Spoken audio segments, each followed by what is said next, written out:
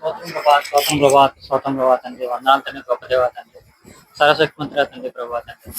ఈ దినము తండ్రి ఈ విధంగా తండ్రి మేము అందరం కూడుకున్నందుకు వందనాలు ప్రభాత్ తండ్రి. ఇవాళ జరిగే లెసన్ లో తండ్రి ప్రభాత్ తండ్రి, the seed of women and seed of serpent. ఈ లెసన్ తండ్రి మీ దాసుడు సైమన్ గారు మాట్లాడుతున్నారు ప్రభాత్ తండ్రి. మాట్లాడుతున్న తండ్రి సైమన్ గారు కాదు, మీరేం మాతో మాట్లాడుతాం మేము నమ్ముతున్నాం ప్రభాత్ తండ్రి.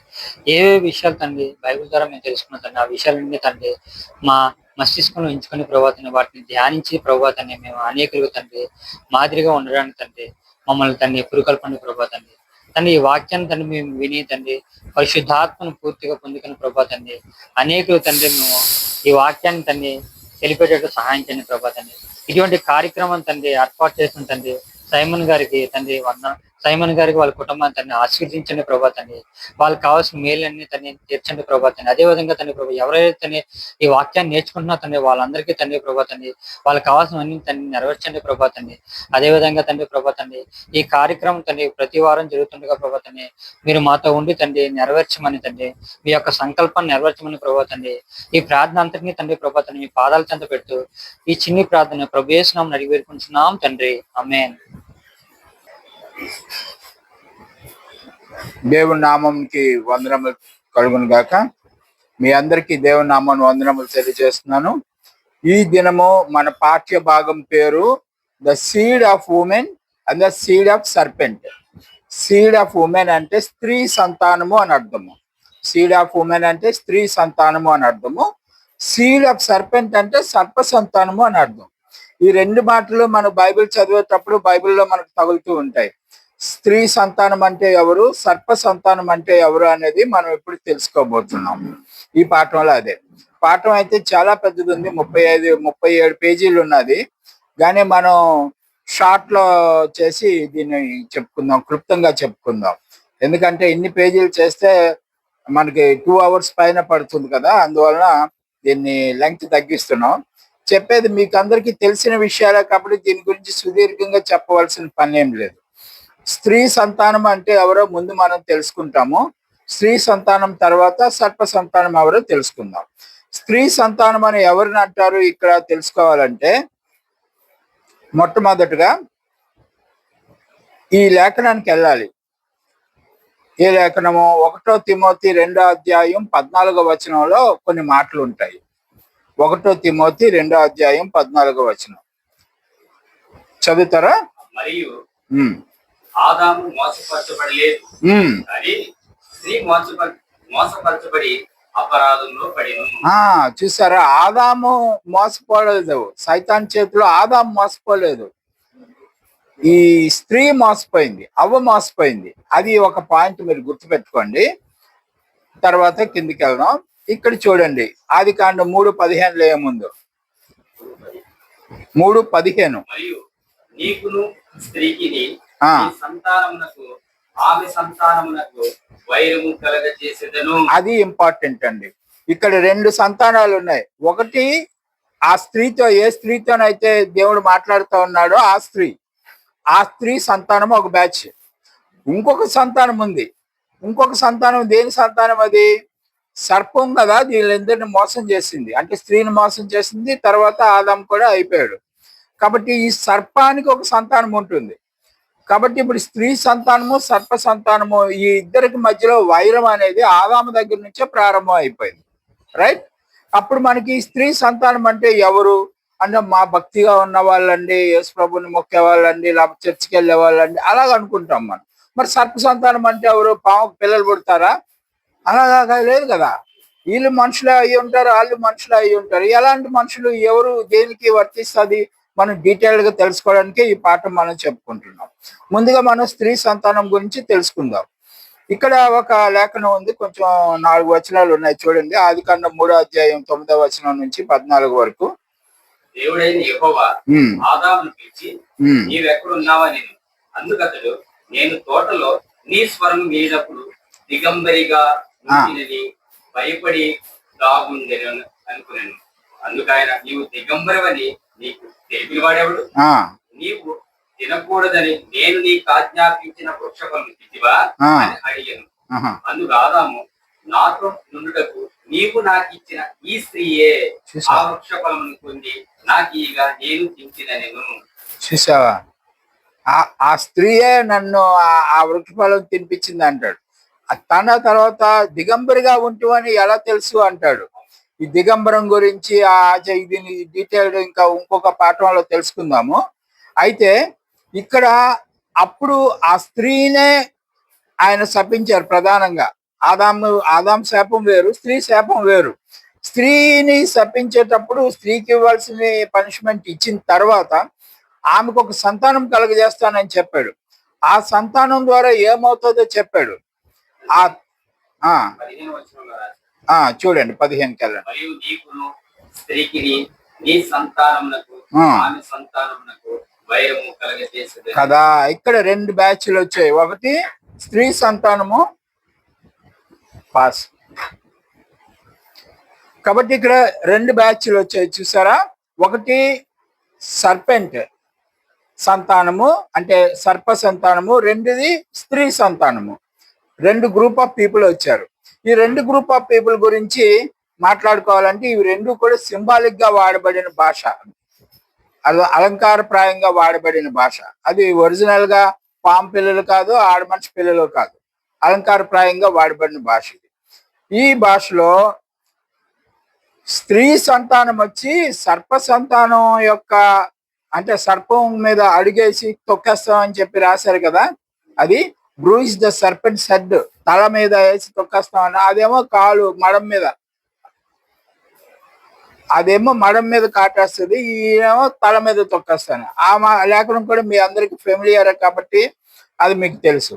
చూడండి ఇప్పుడు ఇంకొక మాట చూడండి, 2 కొరింథీ 11:3లో ఆ సర్పెంట్ ఏం చేసింది అసలు అవ్వని అనేది రాశారు అక్కడ. Serpent beguiled the Eve through his subtlety. చూడండి 11:3 11:3 రైట్. సర్పము తన కుయుక్తి చేత అవ్వను మోసపరిచినట్లు ఈ మనసులను చెరపబడి క్రీస్తు ఎడలనున్న సరళత్వము నుండి పవిత్రత నుండి ఎట్లయినను తొలగిపోవులేమో అని భయపడుతున్నాను కదా. ఇప్పుడు ఆ సర్ప సంతానం ఏం చేసింది? ఇక్కడ 2 గ్రూపులు ఉన్నాయి. ఇప్పుడు పౌలు గారు చెప్తున్నప్పుడు స్త్రీ సంతానం ఉంది, సర్ప సంతానం ఉంది. సర్ప సంతానం మన మధ్యలోనే ఉంది కాబట్టి ఈ సర్ప సంతానం మిమ్మల్ని పాడు చేస్తుందేమో, అక్కడ అవ్వని ఎలాగ డిస్టర్బ్ చేసిందో అలాగనా మిమ్మల్ని చేస్తాదేమోనని నేను చాలా భయపడుతున్నానని చెప్తున్నాడు ఆయన. అంటే ఇప్పుడు ఈ సర్ప సంతానం ఎక్కడుంది? సంఘంలోనే ఉంది, వీళ్ళ మధ్యలోనే ఉంది. రైట్, మనం వాళ్ళని గుర్తించాలా. కాబట్టి స్త్రీ సంతానం కూడా ఎక్కడుంది?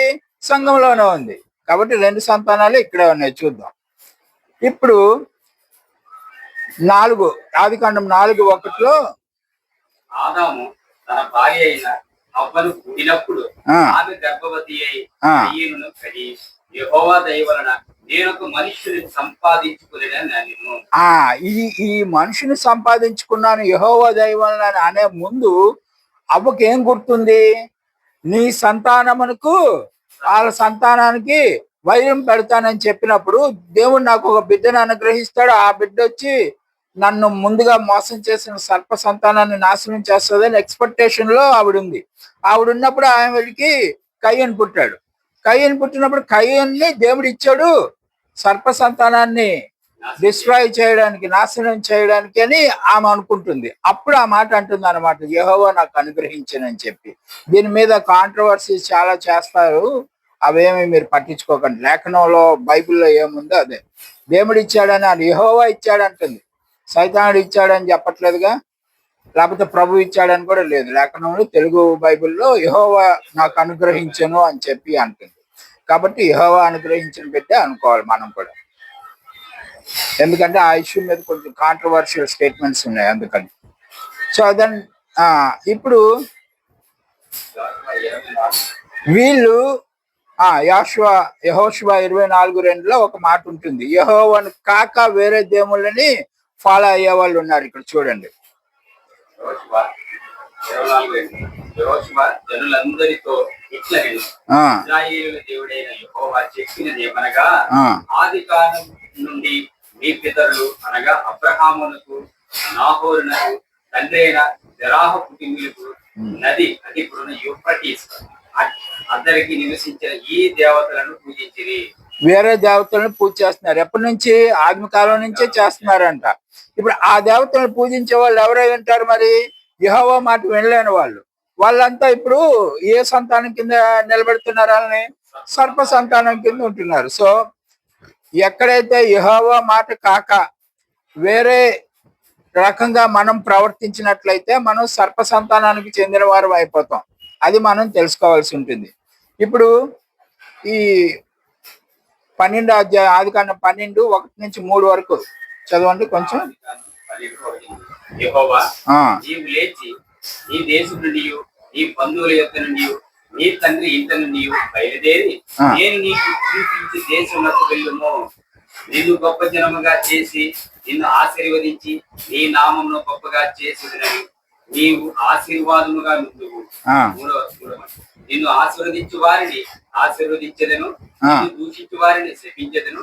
భూమి యొక్క సమస్త వంశములు నీ యందు ఆశీర్వదించబడినని అబ్రహాముతో అనగా. ఇక్కడ ఎన్ని పాయింట్లు ఉన్నాయో గమనించండి. అబ్రహాముని తన ఇల్లు వాకిలి విడిచి వాళ్ళ ఫ్యామిలీని విడిచి వెళ్ళిపోమంటున్నాడు. ఎందుకు వెళ్ళిపోమంటున్నాడు అంటే ఈ అబ్రహాం ఫ్యామిలీ వాళ్ళందరూ ఇందాక మనం చెప్పినటువంటి వేరే వేరే దేవుళ్ళు ఉన్నారు కదా, యెహోవా కాక వేరే దేవుళ్ళు, ఆ దేవుళ్ళని ఆశ్రయించుకుని వాళ్ళు అక్కడ మొక్కులు చేసుకుంటా ఉంటారు. కాబట్టి వాళ్ళని విడిచి బయటకు రమ్మంటాడు. బయటకు వచ్చిన తర్వాత ఈయనకి ఇచ్చిన ఆశీర్వాదం ఏంటంటే నిన్ను ఎవరైనా ఏమైనా అంటే వాడు శాపగ్రస్తం అవుతాడు, నిన్ను ఎవరైనా ఆదరించారంటే వాడు ఆశీర్వాదించబడతాడు. అలాగనే ఇంకొక పాయింట్ ఉంది, నీ సంతానం ద్వారా భూమి మీద ఉన్న జనులందరినీ ఆశీర్వదిస్తానంటాడు. ఎవరి సంతానం? అబ్రహాం సంతానం. వాళ్ళ ద్వారా భూమి అందరినీ ఆశీర్వదిస్తానంట. అంటే వాళ్ళందరూ ఇప్పుడు సీడ్ ఆఫ్ ఉమెన్, స్త్రీ సంతానం అయి ఉంటారు అనమాట. కాబట్టి ఇప్పుడు ఈ స్త్రీ సంతానం గురించి ఇంకా కొంచెం వెళ్దాం. అబ్రహాం సంతానంలో నుంచే స్త్రీ సంతానం వస్తుందని ఇప్పుడు మీకు అర్థమై ఉంటది. ఇప్పుడు అబ్రహాంకి ఒక కుమారుడు పుట్టాల. ఇందాక అవ్వ అనుకుంది కయ్యూన్ని ఆ సంతానం అనుకుంటుంది. ఆ కయ్యూన్ నుంచి మ్యాటర్ షిఫ్ట్ అయిపోయి అబ్రహాం దగ్గరకు వచ్చింది. అబ్రహాంకి ఇప్పుడు అబ్రహాం ఆవిడ అబ్రహాంకి ఒక హైరర్ అంటే వారసులు పుట్టాలా అని అనుకుంటా ఉన్నది. చాలా కాలం వరకు అబ్రహాంకి వారసులు పుట్టలేదు. మీకు ఆ స్టోరీ అంతా తెలుసు. చివరికి ఆవిడ ఏం చేసింది, వాళ్ళ సర్వెంట్ దగ్గర తీసుకొని వచ్చి ఆవిడ దగ్గర అబ్రహాం పడుకోబెట్టి ఒక బిడ్డను కనిపిస్తే ఆ వాడే వారసులు అవుతాడనేసి అనుకున్నది. మన తొందరపాటు చర్యలు అనమాట. దేవుడు ఇస్తానంటే ఇస్తాడు. కాకపోతే ఈ ముస్లిమ్స్ ఒక సామెత చెప్తారు, ఖుదాకా రాస్తామే దేర్ హై అందేర్ నై అంటారు. దేవుని మార్గంలో చీకటి ఉంటది కానీ లేట్ ఉంటది కానీ చీకటి ఉండదు అని చెప్తారు వాళ్ళు. అలాగా మనం వెయిట్ చేయాలా. వెయిట్ చేయలేదు మన అబ్రహాం వాళ్ళ మిస్సెస్.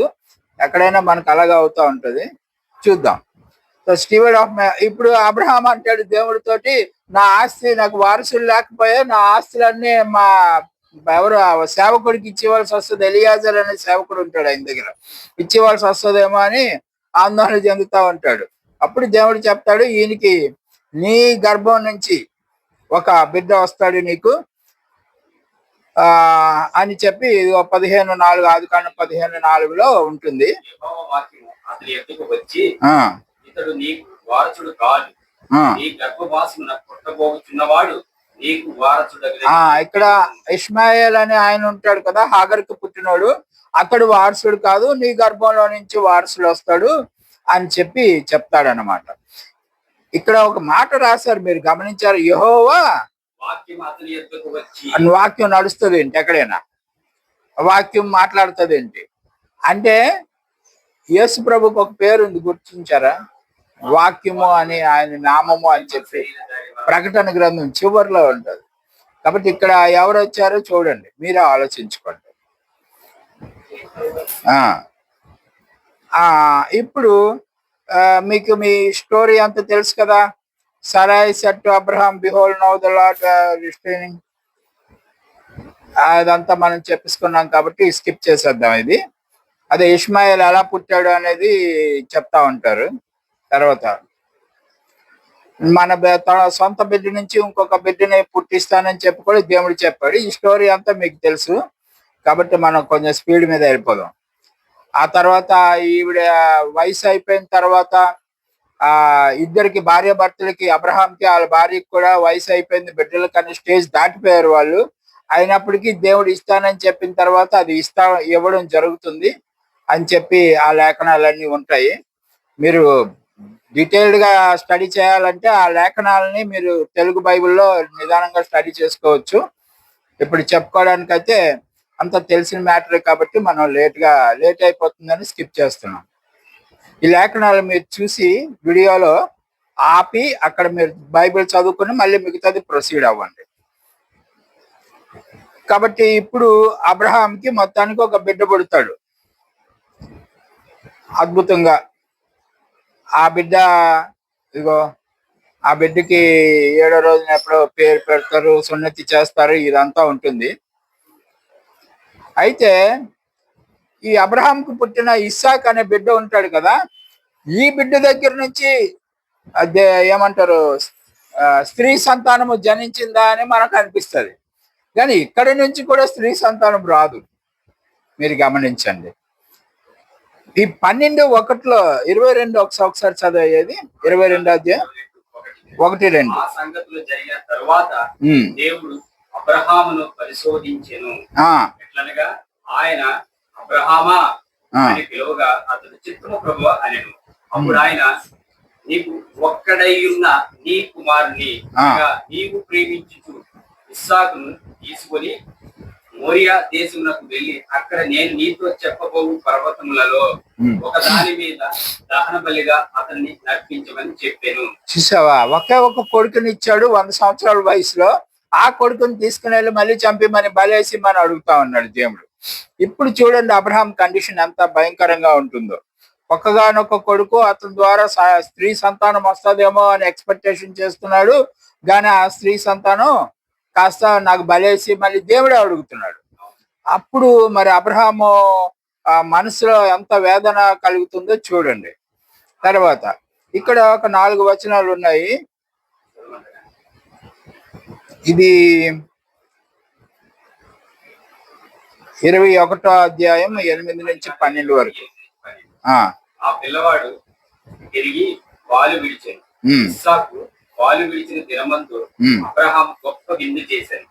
అప్పుడు అబ్రహామునకు ఐగుప్తురాలైన హాగరు కలిగిన కుమారుడు పరిహాసించుట సారా చూసి, ఈ దాసిని దీని కుమారుని వెళ్ళగొట్టుము, ఈ దాసి కుమారుడు నా కుమారుడైన ఇస్సాకుతో వారసుడై ఉండడని అబ్రహాముతో అనెను. ఇక్కడ గమనించండి పాయింట్.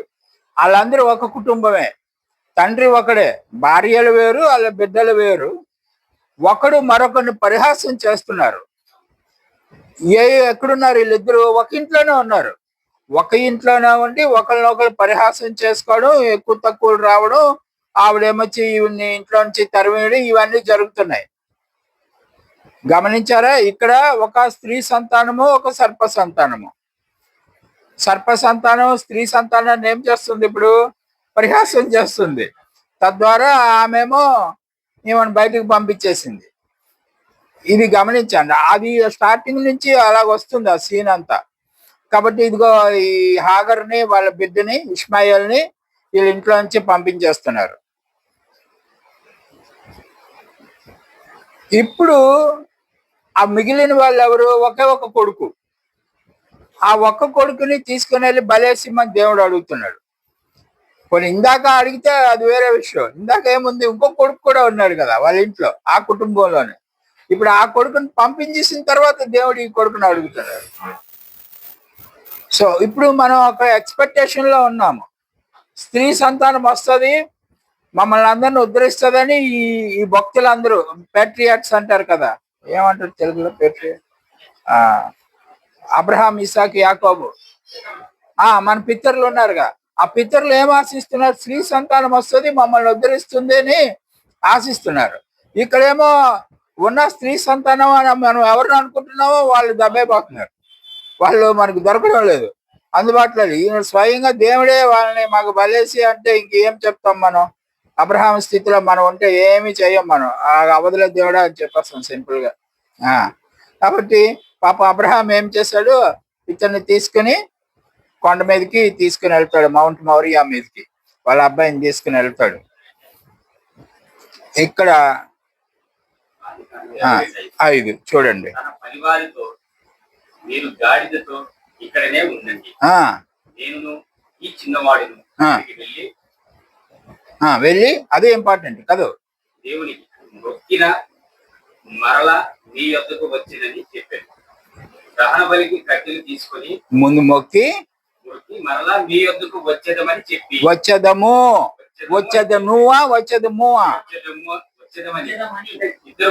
ఇద్దరు ఒకరిని బలేసియాల. అప్పుడు వచ్చేది ఎవరు వస్తారు? నేను ఒక్కడినే వస్తాను. మా అబ్బాయిని బలేసిస్తే అక్కడ కింద ఆడికి అలా చెప్పటం లేదు, మేము బలేసేస్తాము వచ్చేద్దాము అని చెప్పాడంట. అంటే ఇద్దరు కలిపి వస్తాం అంటున్నారు. అంటే ఆ ఫెయిత్ చూసారా? వాగ్దానం ఒకసారి దేవుడు వాగ్దానం చేశాడంటే దాని నుంచి దేవుడు వెనక్కి వెళ్ళడు. వీళ్ళని చంపేసినా వీడు పీక నరికేసినా మళ్ళీ అవి 2 జాయింట్ చేసి నాకు ఇచ్చేస్తాడు అన్నంత ఫెయిత్ అబ్రహాంది. అందుకనే విశ్వాసం అంత విశ్వసించాడు దేవుని. అందుకని ఈ విశ్వాసులందరికీ మనోడు తండ్రి. మనం అందరం కూడా యేసు ప్రభువుని చూడలేదు, ఆ యూదా వాళ్ళం కాదు, ఇశ్రాయేల్ వాళ్ళం అంతకన్నా కాదు, అయినా కానీ మనం విశ్వసిస్తున్నాం కదా యేసు ప్రభువుని. అందుకనే మన అందరినీ అబ్రహాం సంతానం అని చెప్తాడు. చూడకనే జస్ట్ వినడం ద్వారా మనం నమ్ముతున్నాం యేసు ప్రభు అని ఆయన ఉన్నాడు, మాకు ఇచ్చేస్తాడు వచ్చేస్తాడని మనం అనుకుంటున్నాం కదా. సో ఆ విశ్వాసం మనకన్నా 100 రెట్లు 1000 రెట్లు ఎక్కువ విశ్వాసం అవుతుంది. ఇంత మనం యేసుని నమ్ముకున్నా మా అబ్బాయిని తీసుకెళ్ళి చంపేరా అంటే మనం చంపం. ఆయన చంపేయడానికి కమిట్ అయ్యాడు. చంపేయడానికి కమిట్ అయ్యి మళ్ళీ ఆ కింద ఉన్న సేవకులకి ఏం చెప్తాడు? మీ ఇద్దరం మళ్ళీ వస్తాం అంటున్నాడు. See how what a faith it is. అంతలాగా విశ్వసించాడు. ఇప్పుడు పైకి వెళ్ళిన తర్వాత అయినప్పటికీ అతను ఒక తండ్రి కాబట్టి ఆయన చేతులతో వాళ్ళ అబ్బాయిని చంపడం అంటే ఆయనకి చాలా కష్టమే. ఒక 2 రాత్రులు ప్రయాణం చేశాడంట. ఆ 3వ రోజుగా వాళ్ళ కొండ మీదకి చేరుతాడు. దేవుని ఉద్దేశం తెలుసుకుంటాడు. ఇక్కడ చూడండి కొన్ని మాటలు ఉంటాయి. 12 ఆదికాండం 18-11. బహుకాలము గడిచిన స్త్రీ ధర్మము నిలిచిపోయిన కనుక సారా నేను బలము ఊడిగినను దానినైన తర్వాత నాకు సుఖము కలుగునా, నా యజమానుడు వృద్ధుడై ఉన్నాడు కదా అని అతనితో అని తనలో నవ్వుకొని కదా. ఆ తర్వాత after all this God asking him to kill that very son. అంతటి ముందు ఆమె అంత అపనమ్మకంతో ఉంది. అపనమ్మకంతో ఉన్నా కానీ దేవుడు ఆ బిడ్డనిచ్చాడు. బిడ్డనిచ్చిన తర్వాత ఈ బిడ్డని ఇప్పుడు చంపేమంటాడు. ఇప్పుడు ఆవిడ సఫరింగ్ ఎంత ఉంటుందో చూడండి. అయితే ఇక్కడ ఒక మాట ఉంది చూడండి పరలోకం గురించి. And as I thought these matters, I looked at the sky and gazed at the heavens and the glory of God. The thought began down to the mind, give him back to his son. ఇక్కడ ఆకాశం వైపు చూసి దేవుని మహింపరిచాడు కదా. ఆ మహిమ ఎంత విశ్వాసం ఎంతగా మహింపరిచాడంటే నా బిడ్డని ఒకవేళ నేను చంపేసినా మళ్ళీ నాకు దేవుడు ఇచ్చేస్తాడు అన్నంత ఫెయిత్ అతనికి. అంతలాగా అతను నమ్మాడంట అతన్ని. అందుకనే ఇప్పుడు ఆ సర్వెంట్స్ అలా చెప్పాడు. ఇప్పుడు నేను మీకు చెప్పాను కదా సర్వెంట్స్ ఏం చెప్పాడు, మళ్ళీ మేము వచ్చేస్తామని చెప్పాడు కదా, అందువల్ల అతను చెప్పాడు అంటాడు. అయితే ఇప్పుడు కొండ మీదకి వెళ్ళిన తర్వాత వాళ్ళ అబ్బాయికి చూపిస్తాను, ఒక బొమ్మ ఉంటుంది చూద్దాం ఏం చేస్తాడు. ఈ అబ్బాయి అడుగుతాడు, నాన్న అన్ని రెడీ చేసావు, గొర్రె లేదు, గొర్రె పిల్ల ఎక్కడి నుంచి వస్తుంది బలి చేయడానికి అని అడుగుతాడు. అప్పుడు వరకు ఆ బొడ్డోడికి కూడా తెలియదు అతన్నే చంపడానికి తెచ్చాడని సంగతి. అయితే అబ్రహాం చెప్తాడు, my son God will provide himself a lamb for the burnt offering అంటాడు. దేవుడే ఒక గొర్రెని ఏర్పాటు చేస్తాడు లేరా నువ్వు రా అని చెప్పి అబ్బాయిని తీసుకుని వెళ్తాడు. తీరా పైకి వెళ్ళిన తర్వాత కూడా అక్కడ గొర్రె పిల్ల ఏమి ఉండకపోతే అప్పుడు ఆ తండ్రి కొడుకుల మధ్యలో కాన్వర్సేషన్ ఏమో అయి ఉంటుంది చూడండి. ఇస్సాక్ అడుగుతా, Isaac my son he had asked me for the sacrifice of remember. దేవుడు నిన్నే ఒక గొర్రె పిల్లగా చేశాడు, నిన్నే బలి చేయమని దేవుడు అడిగాడు అని చెప్తాడు వాళ్ళ అబ్బాయికి. చెప్పినప్పుడు ఆ అబ్బాయి ఇప్పుడు మన పిల్లలు అయితే ఎవరు బలేసి వస్తానంటే ఎవరైనా ఇప్పుడు పారిపోతారు మన దగ్గర నుంచి. కానీ అతను అలా పారిపోలేదు. అదే నిజమైతే ఆ బిడ్డ కూడా ఎంత విధేయత చూపించాడో తన తండ్రి దేవుడు వాళ్ళ నాన్నగారికి చెప్పిన అంశాన్ని బట్టి. Just told me that he would provide himself lamb అని చెప్పావు కదా. డోంట్ సీ ద ల్యాంబ్ ఎక్కడ కనబట్టలేదంటే ఈ చూడండి బ్లూ కలర్ లో ఉంది. My son the lamb that God has provided for himself is you. దేవుడు తన కొరకు బలి ఇవ్వాల్సిన గొర్రె నువ్వేరా బాబు అని చెప్పాడు. ఆ చెప్పినప్పుడు తండ్రికి ఎంత బాధ ఉంటుంది, అది విన్న తర్వాత కొడుకు ఎంత బాధ అనిపిస్తుంది చూడండి. మన సొంత బిడ్డల్ని దేవుడు ఆన్నే చంపిమన్నాడని చెప్పినప్పుడు. అప్పుడు చూసావా, చేతులు కాళ్ళు కట్టించుకుంటున్నాడు. దగ్గర పారిపోలేదు ఈ అబ్బాయి. మన వాళ్ళు అయితే మనం కూడా పారిపోతాం కదా, ఆడు పారిపోలేదు పాపం. చేతులు కట్టించుకొని ఈ విధంగా మంచం మీద బెడ్ మీద పడుకొని ఉంటాడు. ఇప్పుడు తర్వాత సీన్ ఏంటంటే మీకు తెలుసు కదా, అతన్ని అదిగో కళ్ళు మూసి పీక కోసేయడానికి సిద్ధపడుతున్నాడు. ఈ మనకి ముస్లిమ్స్ గొర్రె కోస్తారు చూసారా, కొంచెం నీళ్ళు తాగిపించి ఒక మంత్రం ఉంటుంది, అది చదివి 3 కట్టింగ్స్ చేస్తారు. హాఫ్ థ్రోట్ హాఫ్ కట్ చేస్తారన్నమాట. ఇది అదే సిస్టమ్ వీళ్ళకి కూడా. ఆ విధంగా చేయబోతారు. ఇక్కడ దేవుడు ఆపుతాడు వీళ్ళని. ఇదంతా మీకు తెలిసి స్టోరీ. ఆపి నిజం గొర్రె పిల్లని ఇస్తాడు అప్పుడు వాళ్ళకి. ఇంతకీ ఈ స్టోరీలో మనం తెలుసుకోవాల్సింది ఏమంటే, అబ్రహాము ఎంత విశ్వాసం ఇచ్చాడో దానికి గాను అబ్రహాంకి దేవుడు ఏం చెప్తున్నాడో చూద్దాం. ఈ వాక్యం చదవాలండి మీరు. 22:15 నుంచి 18 వరకు చదవండి. అప్పుడు దేవుడు వాళ్ళకి ఇచ్చిన ఆశీర్వాదం చూడండి. యెహోవా దూత రెండవ మారు పరలోకం నుండి అబ్రహామును పిలిచి,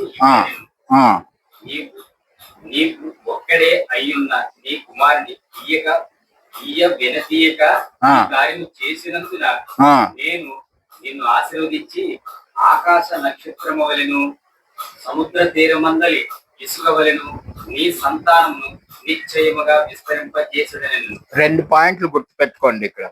నీ సంతానాన్ని ఎలాగ విస్తరిస్తాను? ఆకాశంలో నక్షత్రాలలాగా విస్తరిస్తాను. సముద్ర తీరమందలి ఇసుక వలెను. ఇసుకలాగా. ఇసుక రేణువులు మీరు లెక్క పెట్టగలరా? ఇసుక రేణువులు లెక్క పెట్టలేరు కదా. అంతలాగా ఇసుక రేణువులు. ఆకాశంలో నక్షత్రాలు, అవి 2 మీరు పెట్టుకోండి. ఆకాశంలో నక్షత్రాలు మనం కనిపించినంత వరకు లెక్క పెట్టగలం వాటిని, కానీ అవి ఇంకా ఎక్కువ ఉంటాయి. మీరు లెక్క పెట్టలేనంత ఉంటాయి, కానీ అట్లీస్ట్ లెక్క పెట్టగలరు.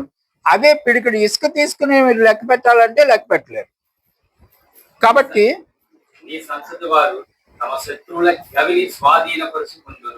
కదా, నీ సంతతి అంటే ఇప్పుడు ఆకాశ నక్షత్రాలు. కిందోళ్ళు కూడా వాళ్ళే, బయట వాళ్ళు ఏం కాదు. ఇప్పుడు ఈ 2 గ్రూపులు మీకు అర్థమై ఉంటుంది. ఆకాశ నక్షత్రాలు. ఈ ఆకాశ నక్షత్రాల గురించి మాట్లాడేటప్పుడు ఒక పాయింట్ ఉంటుంది, చూద్దాం. అబ్రహాంకి దేవుడు చేసిన వాగ్దానం అది.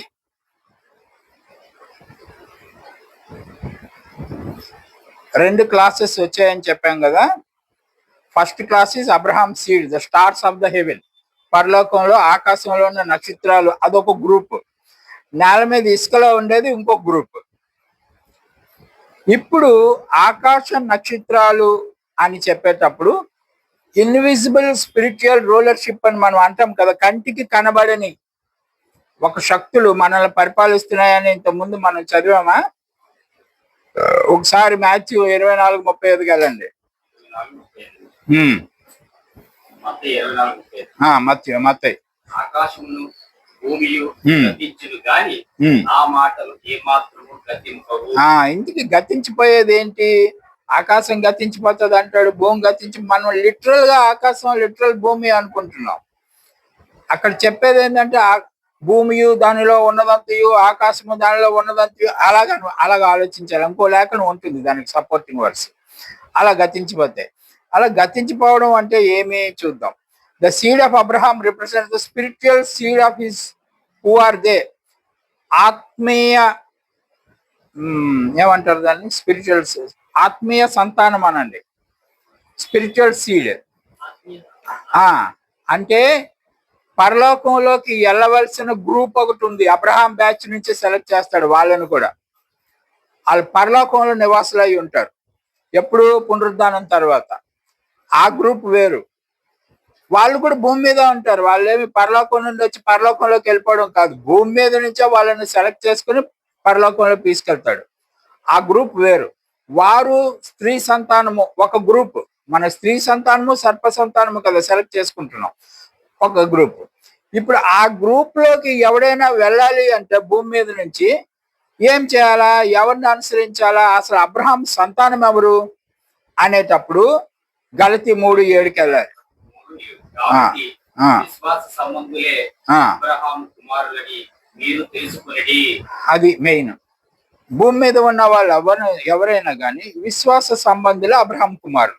ఏం విశ్వసించాలంటే యేసు ప్రభు వారు దేవుని స్వరూపమని, దేవుడు పంపితే వచ్చాడని, మన కోసం ఇతను చనిపోయాడని, ఇతను చనిపోవడం వల్ల మనందరికీ ఫ్రీగా పునరుద్ధానం లభిస్తుందని, మరింత విశ్వాసులుగా ఉంటే, అంత్యం వరకు విశ్వాసంగా ఉంటే ఆయనతో పాటు పక్క సీట్లో కూర్చోవాలి.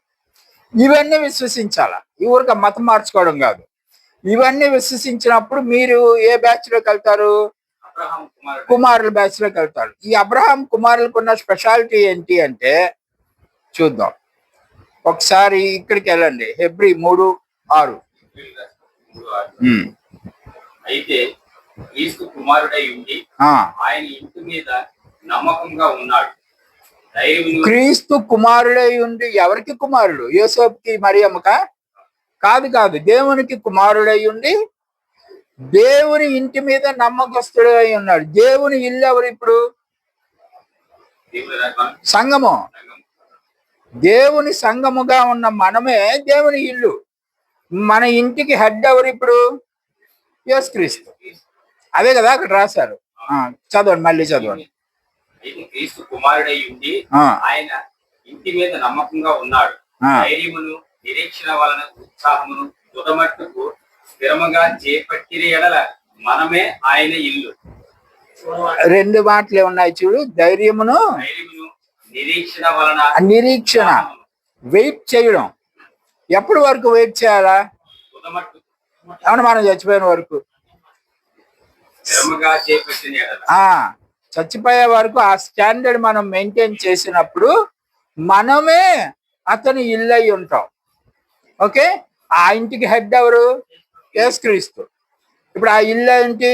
అది చర్చ్ ఆఫ్ క్రైస్ట్. ముందు పాఠం నేర్చుకున్నాం కదా, అది చర్చ్ ఆఫ్ క్రైస్ట్. ఆ చర్చ్ ఆఫ్ క్రైస్ట్ కి హెడ్ ఎవరు? క్రీస్తే.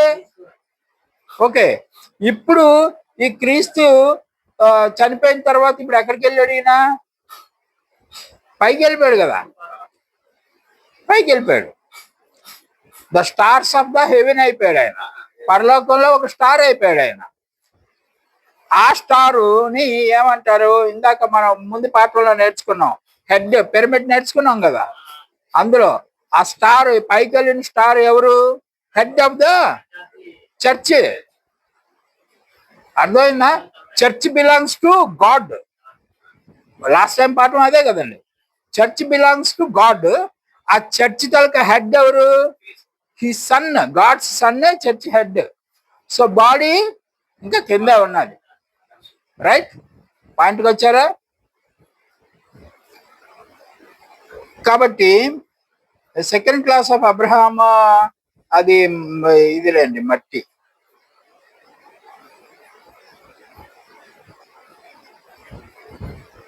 ఇప్పుడు హెడ్ పైకి వెళ్ళిపోయింది కాబట్టి బాడీ అంతా కింద ఉంది. ఆ బాడీలో ఉన్న మెంబర్స్ ఎవరైతే మనం 3 స్టేజెస్ చెప్పాము క్రిస్టియన్స్ కి. పిలువబడిన వారు, ఏర్పాటు చేయబడిన వారు, అంత్యం వరకు విశ్వాసంతో ఉండేవాళ్ళు.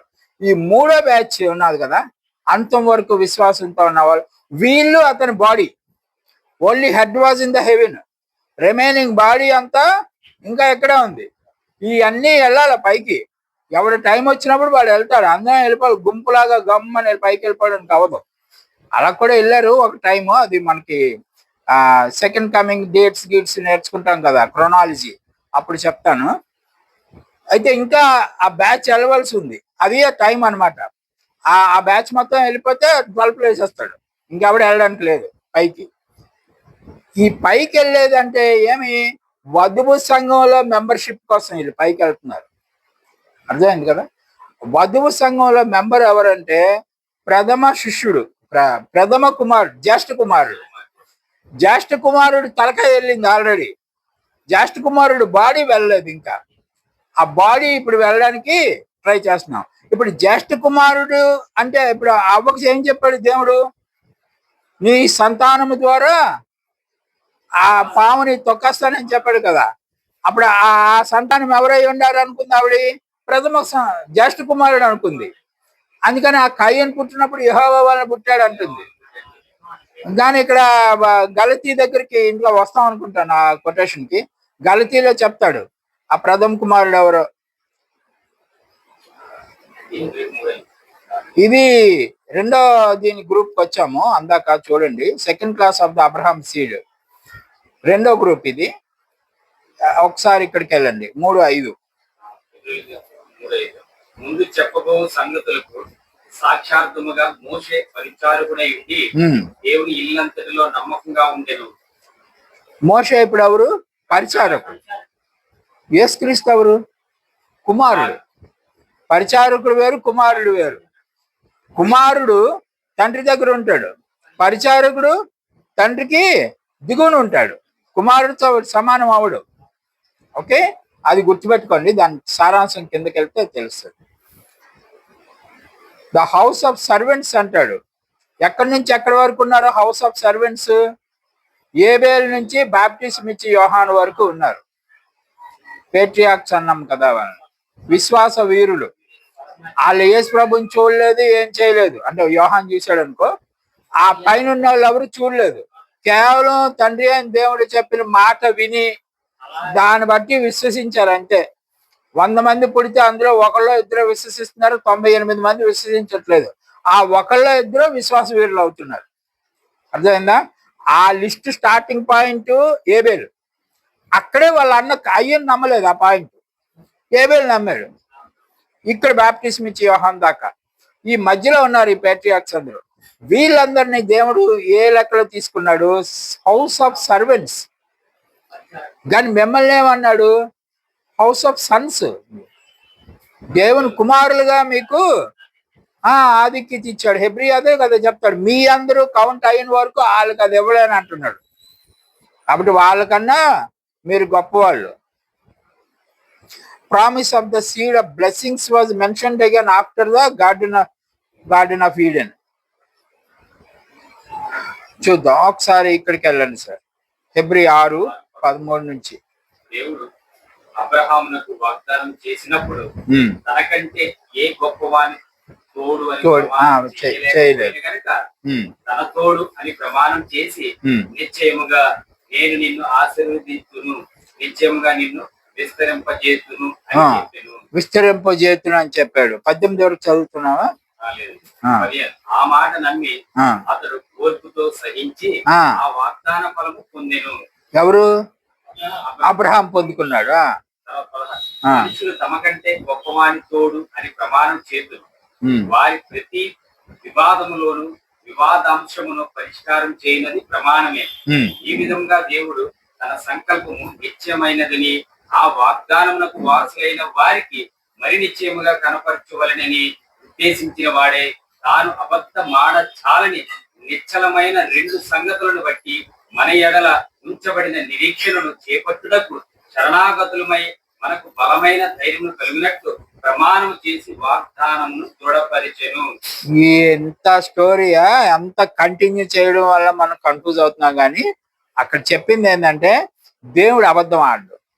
దేవుడు ఏం మాట్లాడాడో దాన్ని నిలబెట్టుకుంటాడు అంతే. ఆ మొత్తం మనోడు చదివింది అంతా కూడా దాని సారాంశం అదే. దేవుడికి అబద్ధం ఆడడం అవదు, అసలు ఆ జీన్స్ లో రాదు అబద్ధం అనేది. ఒకసారి చెప్పాడంటే చేసేస్తాడు అంతే. కాబట్టి మీ దగ్గర నుంచి నేను తీసుకుని నా ప్రథమ కుమారుడు బ్యాచ్ లో మిమ్మల్ని కలుపుకుంటానని చెప్పాడంటే సచ్చినట్టు కలుపుతాడు ఏదో ఒక టైంలో. నిరీక్షించడమే మీ పని. ఓకే. రెండోది, అతను అన్న మాట నిలబెట్టుకుంటాడు. చూద్దాం. ఇదే చెప్తాడు ఈ 23వ పేజీలో చూడండి. హీ కెనాట్ లై. ఆయన అబద్ధం ఆడు. ఎవరు? దేవుడికి అబద్ధం ఆడడం సాధ్యం కాదు. ఈ కెనాట్ బ్రేక్ హిస్ కోవెనెంట్ అన్న మాటని జబదాటడు. వాగ్దానం ఒకటి చేశాడంటే దాని నుంచి అతను వెనక్కిపోయేది ఉండదు.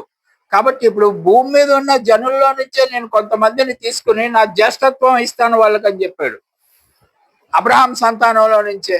కాబట్టి ఆ బ్యాచ్ ని జ్యేష్ఠత్వంలో తీసుకుంటాడు. ఆ జ్యేష్ఠత్వంలో జ్యేష్ఠపుత్రుడు వెళ్ళిపోయాడు ఆల్రెడీ పైకి. మిగతా వాళ్ళ కోసం ఆయన వెయిట్ చేస్తున్నాడు. ఆ మిగతా వాళ్ళు వచ్చి ఆయన బాడీలో జాయిన్ అయిపోతే ఆయన పరిపాలన ప్రారంభిస్తాడు. ఓకే, కాబట్టి ఒకసారి ఇక్కడికి వెళ్దామండి. It was repeated son of Isaac grand son. ఆ ఇస్సాకు దగ్గర నుంచి ఆ వాగ్దానం ఇస్సాకు నుంచి యాకోబుకి వచ్చింది, యాకోబు నుంచి యూదాకు వచ్చింది, యూదా దగ్గర నుంచి ఇంకా కిందకు వస్తూ ఉంటది. ఈ వాగ్దానం అదేనమాట. పరలోకంలో ఉన్న నక్షత్రాలు, భూమి మీద ఉన్న ఇస్రాయేలులు, అది గుర్తుపెట్టుకోండి. అంతేకాక ఈ కీర్తనాకారుడు కూడా ఇదే విషయాన్ని మళ్ళీ మనకి రిపీట్ చేస్తాడు. లేఖనం నోట్ చేసుకోండి. కీర్తనకారుడు, he has remembered his covenant for ever. ఆయన ఎప్పుడు ఆయన ఏం వాగ్దానం చేశాడో దేవుడు ఆ వాగ్దానాన్ని అలాగా ఫాలో అవుతానే ఉంటాడు. కానీ రైట్ టైం వచ్చినప్పుడు దాన్ని నెరవేరుస్తాడు. మీరు రైట్ టైం గురించి ఎదురు చూస్తూ ఉండాలన్నమాట. ఆ రైట్ టైం చూద్దాం ఎక్కడుందో. ఇదిగో ఇప్పుడు యాకోబు ఆ 12 మంది కొడుకుల్ని పిలుచుకొని పోతే యోధాకి స్పెషలైజ్ చేస్తాడు. ఎందుకంటే యూదా వంశంలో నుంచి ఒక ఆయన రావాలా. ఇందాక ఆది కాండంలో అవ్వమ్మకి చెప్పాడు కదా, నీ సంతానమును వాళ్ళ సంతానంకి వైరం పెడతాను. ఆ సంతానం ఏమో తరం తర్వాత తరం తర్వాత తరం వస్తుంది, కానీ ఇంకా వైరం అటాక్ చేసే తరం రాలేదు. అది ఎక్కడ వస్తుంది అంటే ఈడ యాకోబు దగ్గరికి వచ్చారు. ఇక్కడ 12 మంది ఉన్నారు. 12 మందిలో ఎవరికి వస్తుందిరా బాబు అని ఉంటే అక్కడ యూదా అని ఒక ఆయన ఉన్నాడు స్పెషల్ గా. ఆ యూదాకి వస్తుంది. అప్పుడు ఆ యూదా ఏమైనా ఫైటింగ్ చేస్తాడంటే యూదా కూడా చేయడు. కావాలంటే చూడండి, ఇవి నోట్ చేసుకోండి చాలు. ఇక్కడ చెప్తాడు యూదా ఎందుకు స్పెషల్. 49వ అధ్యాయం యూదా జెనసిస్. నీవు పెట్టిన దాన్ని తిని వచ్చిదివి. సింహం వలెను గర్జించుచు ఆడు సింహం వలెను అతడు కాళ్ళు ముడుచుకొని పడుకుండెను. అతను లేపువాడేవాడు. షిలోహు వచ్చే వరకు యోధా వద్ద నుండి దండము తొలగదు, అతని కాళ్ళ మధ్య నుండి రాజదండము తొలగదు. ప్రజలు అతనికి విజయులై ఉందురు. చెప్పాడు కదా యూదాకి వచ్చింది అవన్నీ లేదు కదా. యూదా 12 మంది కొడుకుల్లో యూదాకి ఇప్పుడు ఈ క్వాలిటీస్ ఏమి రాలేదు. ఆయన రాజదండం మధ్యలో పెట్టుకుని నిరంతరం పరిపాలన ఏం లేదు, నథింగ్. మరి అలాగా లేదు కదా. కాకపోతే ఇక్కడ ఉందండి పాయింట్. ఆ యూదా గోత్రంలో నుంచి ఒక ఆయన వచ్చాడు. ఇక్కడ చూడండి, గలతీ 3:16. అబ్రహామునకు అతని సంతానమునకు వాగ్దానములు చేయబడిను. అబ్రహాంకి వాగ్దానం చేశాడు కదా, అబ్రహాం కొడుకు అనుకుంటాడు. అబ్రహాం కొడుకు వాగ్దానం చేశాడు కదా, వాళ్ళ కొడుకు అనుకుంటాడు. అబ్రహాం, ఇస్సాకు, యాకోబు అయిపోయింది, ఫినిష్. ఆ యాకోబు తర్వాత 12 మంది వచ్చేసారు. అందులో మళ్ళీ యూదా అంటే యూదా స్పెషల్ అనేసి ఇందాక మీరు చదివారు. కానీ పోనీ యూదాకి ఏం లేదు. మరి ఎవరు ఆ ఎవరు అనేది అక్కడ చెప్పబడలేదు ఆది కాండంలో. ఇక్కడ చెప్పాడు చూడండి గలతీలో. అనేకుల గురించి అన్నట్లు నీ సంతానమునకును అని చెప్పగా ఒకరి గురించి అన్నట్టు సంతానమునకు. అప్పుడు అక్కడ 12 మంది పుడితే ఏమిటి, 20 మంది పుడితే ఏమిటి, ఆ చెప్పిన సంతానం అనే మాట ఒక్కడి గురించే చెప్పాడంట. ఆ ఒక్కడు ఎవరు చదువు. ఆ ఒక్కడి గురించి అన్నట్టు ఈ సంతానమునకు అని, ఆ సంతానము క్రీస్తు. క్రీస్తు. చూసావా, అక్కడ ఎక్కడ అవ్వ అమ్మ స్టోరీ, ఎక్కడ యేసుక్రీస్తు స్టోరీ. అక్కడ దేవుడు చేసిన వాగ్దానము ఇక్కడ నెరవేరింది అనమాట. స్త్రీ సంతానం అంటే ఇప్పుడు ఈయన అబ్రహాం కుమారుడు, ఇస్సాకు కుమారుడు, యాకోబు కుమారుడు, యూదా కుమారుడు. అక్కడికి వచ్చారు. యూదా కుమారుడు అంటే ఆయన కాదురా బాబు, యేసుక్రీస్తు. అబ్రహాం వారసులు, అందుకే అబ్రహాం కుమారుడు. మళ్ళీ దావీదు కుమారుడు అని పిలుస్తూ ఉంటారు యేసు ప్రభుని పట్టుకొని. ఏం లేదు, నా మధ్యలో ఎన్ని పేర్లు వస్తానో అవన్నీ ఊరక లైన్ చెప్పడానికే. ఒరిజినల్ గా వాగ్దానం అబ్రహాంకి చేసిన వాగ్దాన పుత్రుడు ఎవరు బాబు అంటే యేసుక్రీస్తు. అయిపోతుంది. అంతే, ఫినిష్. ఇప్పుడు మనం ఏం మాట్లాడుకుంటున్నాం? స్త్రీ సంతానం గురించి మాట్లాడుకుంటున్నాం. ఇప్పుడు ఆ స్త్రీ సంతానము యేసుక్రీస్తు. ఆ స్త్రీ సంతానము యేసుక్రీస్తు. ఇప్పుడు యేసుక్రీస్తు స్టార్స్ ఆఫ్ ద హెవెన్, పరలోక ఆకాశంలో నక్షత్రాల వలె మీ సంతానం విస్తరిస్తానన్నాడు కదా. ఇప్పుడు ఆ స్టార్, మొదటి స్టార్ పైకి వెళ్ళిపోయాడు. ప్రథమ ఫలము క్రీస్తు పేరు విన్నారు కదా. చనిపోయాడు, పునరుద్ధరణయ్యాడు, పైకి వెళ్ళిపోయాడు. ప్రథమ ఫలం పైకి వెళ్ళిపోయింది. ఇప్పుడు ఆ ప్రథమ ఫలానికి బాడీ కావాలి. ఆ బాడీని ఎక్కడి నుంచి సెలెక్ట్ చేసుకుంటాడు? అబ్రహాం సంతానంలో నుంచే సెలెక్ట్ చేసుకుంటాడు. 1:23, 22, 23 కానీ పనిష్ బేగా. మరియు సమస్తమును ఆయన పాదముల క్రింద ఉంచి సమస్తము పైన ఆయనను సంగమునకు శిరస్సుగా నియమించెను. ఇప్పుడు అక్కడ సంఘము దేవునిది. లాస్ట్ పాఠంలో మనం నేర్చుకున్నాం. సంఘం యేసుక్రీస్తుది కాదు, సంఘం దేవునిది. ఇప్పుడు ఈ సంఘానికి ఒక లీడర్ని పెడుతున్నాను నేను, head of the church. Pass. కాబట్టి ఇప్పుడు హెడ్ పైకి వెళ్ళిపోయింది అంటున్నాం కదా. స్టార్స్ ఆఫ్ ద హెవెన్, ఆయన పరలోకవాస అయిపోయాడు. ఇప్పుడు ఆ సంఘం కావాలి. సంఘానికి శిరస్సుగా ఆయన్ని నియమించాడు. సంఘం దేవునిది, సంఘానికి శిరస్సు అంటే సంఘానికి హెడ్ ఎవరు? యేసుక్రీస్తు. ఇప్పుడు యేసుక్రీస్తు కింద మళ్ళీ ఒక గ్రూప్ ఉండాలి. ఆ గ్రూప్ ఇప్పుడు చదవండి బాబు, మిగతాది. ఆయన శరీరము. ఇప్పుడు మీకు అర్థమైంది కదా. సంఘము ఆయన శరీరము. సంఘపు శిరస్సు ఎవరు? యేసుక్రీస్తు. వాగ్దానం చేయబడిన యేసుక్రీస్తు. సమస్తమును పూర్తిగా నింపుచున్న వాని సంపూర్ణతయై ఉన్నది. సమస్తము మళ్ళీ ఎవరిని రిఫర్ చేశాడు చూసారా? పైనుండి ఆయనే సమస్తమును నింపుతున్నాడు. ఇంచి ఇప్పుడు ఆ బాడీని ఫిలప్ చేసే పనిలో ఉన్నాం మన డ్యూటీ ఏంటి? ఇప్పుడు బాడీని ఫిలప్ చేయాలా. మనందరం ఈ సత్యాలన్నీ నేర్చుకున్న తర్వాత మనం చేయవలసిన పని ఏంటంటే, మనం స్టార్స్ ని తయారు చేయాలి. స్టార్స్ ని ఎక్కడి నుంచి తయారు చేస్తాం? ఎవరు పడితే వాడిని తీసుకుని వచ్చేసి స్టార్ కింద మార్చలేము మనం. అర్థమైందా? ఆల్రెడీ విశ్వాసులు ఉన్నారు. ఆ దేవుడు ఆ పని మరికొంతమందికి అప్పచెప్పాడు. వాళ్ళందరినీ విశ్వాసం చేయడమే వాళ్ళ పని. ఇవి ఏదో ఒకటి చెప్తారు, మంచో చెడో ఏదో చెప్తారు, విశ్వాసంలోకి తీసుకొచ్చేస్తారు మనుషుల్ని కదా. ఆ విశ్వాసంలో నుంచి ఏర్పరచబడిన వారు కొంతమందిని సెలెక్ట్ చేయాల. ఆ ఏర్పరచబడిన వారు విశ్వాసంతో అంతము వరకు ముందుకు సాగేలాగా మీరు వాళ్ళని ప్రోత్సహించాలి. ఓకే, ప్రోత్సహించి వాళ్ళు వెళ్తారు, మీరు కూడా వెళ్తారు.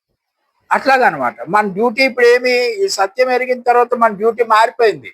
ఇంతకు ముందులాగా జనాలందరినీ మోసలు తీసుకుని వచ్చి ఇందులో వేసేయడం కాదు. ఇప్పుడు ఇందులో ఉన్న వాళ్ళని మరింత శ్రేష్ఠులుగా మార్చాలి.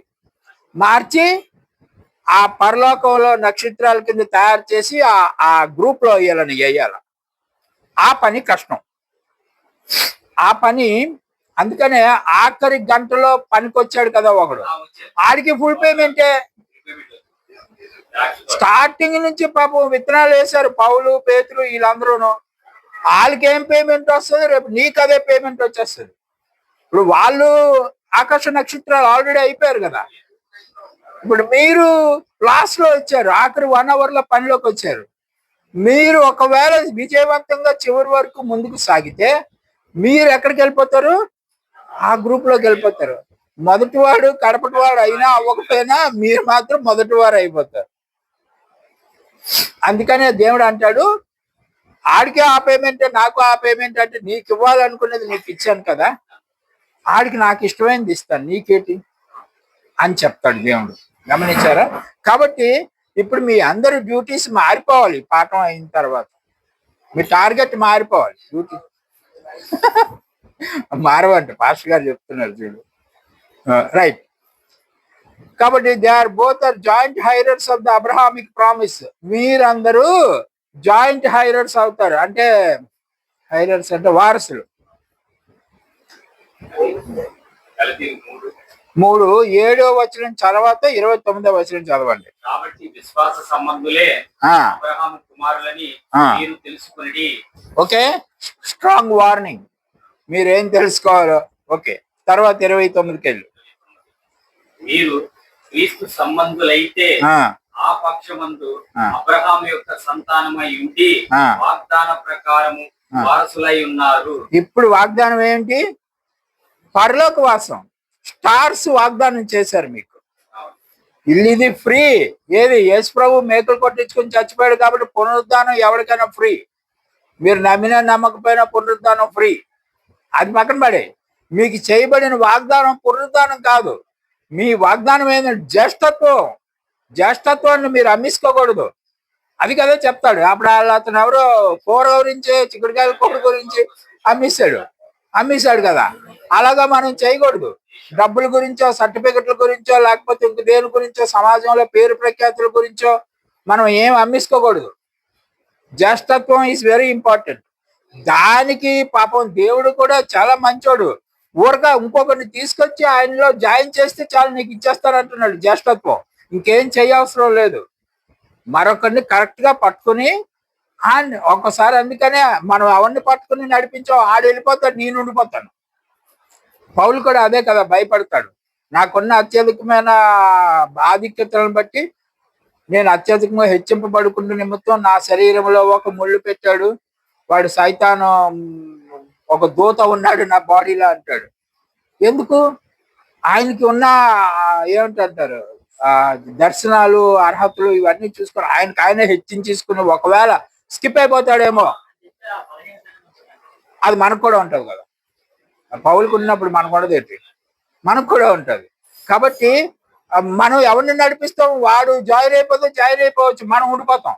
కాబట్టి ముందు మనల్ని మనం సరి చేసుకుంటూ ఎదుటి వాడిని కూడా సరిచేసి పైన జాయిన్ చేసామంటే అదే చాలండి, ఇంకేం చేయవసరం లేదు. ఇది చాలా డిఫికల్ట్ టాస్క్. కాబట్టి ఆ పరలోక వాసం ఆ విధంగా మనం వెళ్తాం. ఇప్పుడు ఆ విధంగా అయిన వాళ్ళందరూ ఒకసారి ఇక్కడికి రండి. రెవల్యూషన్ 14:1. మరియు నేను చూడగా ఇదిగో ఆ గొర్రె పిల్ల సియోను పర్వతము మీద నిలవబడి ఉండెను. ఆయన నామమును, ఆయన తండ్రి నామమును నొసళ్ళ యందు లిఖింపబడి ఉన్న 144,000 మంది ఆయనతో కూడా ఉండిరి. ఇప్పుడు ఆ బాడీలో ఎవరెవరైతే జాయిన్ అవుతున్నారో వాళ్ళందరూ నుదురుల మీద తండ్రి నామము, కుమారుడి నామము ఉన్నదంట. లిటరల్ గా నామాలేం ఉండవు. పచ్చబొట్లు పొడిపించుకోవడం, మైక్రో చిప్ పెట్టేస్తాడండి. మొన్న ఏదో మనకి జబ్బు వచ్చింది కదా, కరోనా వచ్చినప్పుడు ఇంజక్షన్లు వేశారు, అందులో నుంచి మందు ఎక్కిపోయిందండి, ఆడే యాంటీ క్రైస్ట్ అండి. ఈ సోదే అంతా లేదు. అది సింబాలిక్ లాంగ్వేజ్. నీ బ్రెయిన్ లో ఏముంది? యేసు ప్రభు నామం ఉందా? తండ్రి అని దేవుని నామం ఉందా? ఆ ప్రకారం నువ్వు నడుచుకుంటున్నావా? Are you eligible for the 1,44,000? ఆ టార్గెట్ ని పెట్టుకుని నువ్వు నడుస్తున్నావా క్రైస్తవ జీవితంలో అనేది చూస్తాడు. ఆ టార్గెట్ పెట్టుకుని ఆ నిరీక్షణతో మనం వెళ్ళిన నాడు ఎక్కడో దగ్గర నువ్వు విజయం సాధించగలుగుతావు. Our target is different. మతం మార్చేసుకోవడం, లేకపోతే యేసుక్రీస్తులోకి వచ్చేయడం, నేను క్రీస్తుని నమ్ముకున్నానంటే అవన్నీ కాదు. నమ్మావా? ఇది సిస్టమ్, దీనికోసం నువ్వు పని చేయాలా, రైట్? అది చెప్పి మీ నొసల మీద ఆ పేర్లు ఉన్నాయో లేదో చూసుకోవాలా. 144,000. ఇప్పుడు అర్థమైందా? ఆ పర్టికులర్ నెంబర్ ఇచ్చాడు వాళ్ళు. ఆ పర్టికులర్ నెంబర్ మనుషులు ఇంకా చేరలేదు 2000 years నుంచి. అంటే చూసుకోండి అది ఎంత డిఫికల్ట్ టాస్క్. ఆ టాస్క్ లోకి వెళ్తే ఇప్పుడు వీళ్ళు స్త్రీ సంతానం అవుతారు. స్త్రీ బైబిల్లో దేన్ని సూచన ఇస్తుంది? స్త్రీ 2 సూచనలు ఇస్తుంది. ఒకటి సంగము, 2 బబులోను అంటే ఘట సర్పం. అది కూడా స్త్రీయే, ఇది కూడా స్త్రీయే. ఘట సర్పం కదా, బిడ్డ డెలివరీ అయితే దొంగతనం చేసి పట్టుకుని వెళ్ళిపోతుంది. ప్రకటన గ్రంథంలో ఉంటే అది స్టోరీ. స్త్రీ 2 పాత్రలను సూచిస్తుంది బైబిల్ లాంగ్వేజ్ లో. కాబట్టి ఇక్కడ ఈ స్త్రీ సంతానం ఎవరు? ఇప్పుడు సంఘము. ఈ సంఘం ఎవరని మనం గడిచిన పాఠంలో నేర్చుకున్నాం. Church of Christ. ఆ చర్చ్ ఆఫ్ క్రైస్ట్, ఆ చర్చే స్త్రీ. అందులో నుంచి డెలివరీ అవుతున్న బిడ్డలు స్త్రీ సంతానము. ఈ డెలివరీ అవుతున్న బిడ్డలందరూ ఎక్కడ జాయిన్ అవ్వాలా? శిరస్సు కింద బాడీలో జాయిన్ అవ్వాలి. రైట్? ఇప్పుడు స్త్రీ సంతానం అంటే వాళ్ళు. వీళ్ళు ఎక్కడి నుంచి వస్తారా అంటే అదే ఏర్పరచబడిన వారు. ప్రకటన 17:14.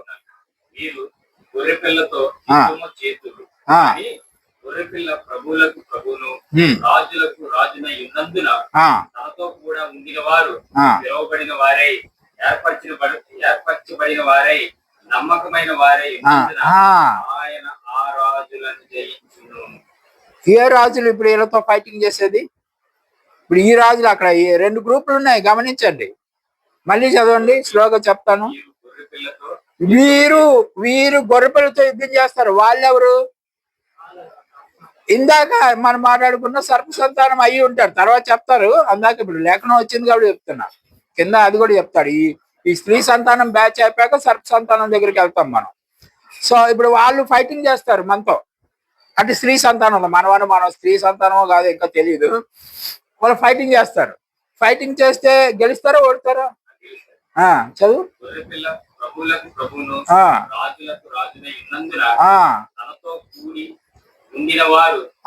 ఆ ప్రభువుతో ఉండిన వారు ఎవరు? వాళ్ళు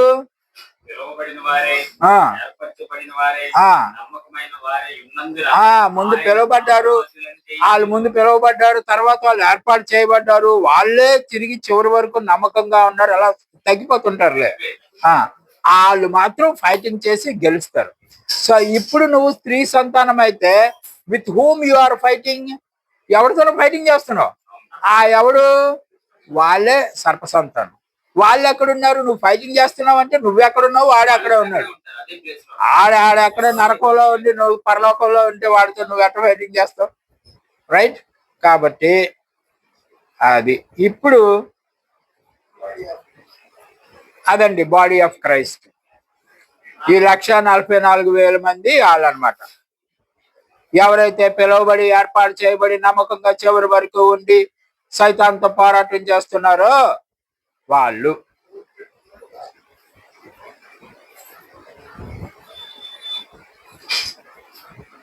వీళ్ళ గురించి మనం 18వ పాఠంలో 19వ పాఠంలో అంతా నేర్చేసుకున్నాం. చర్చ్ అని నేర్చుకున్నాం కదా.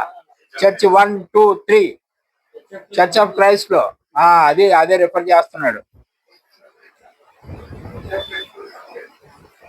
చర్చ్ ఆఫ్ క్రైస్ట్ 1, 17, 18, 19 పాఠాలు 3 చెప్పాం కదా సార్. ఆ 3 క్లాసులు ఉన్నాయి, చూడండి. ఇప్పుడు సీడ్ ఆఫ్ ద ఉమెన్ మీకు అర్థమైంది. 1,44,000 మంది సీడ్ ఆఫ్ ద ఉమెన్.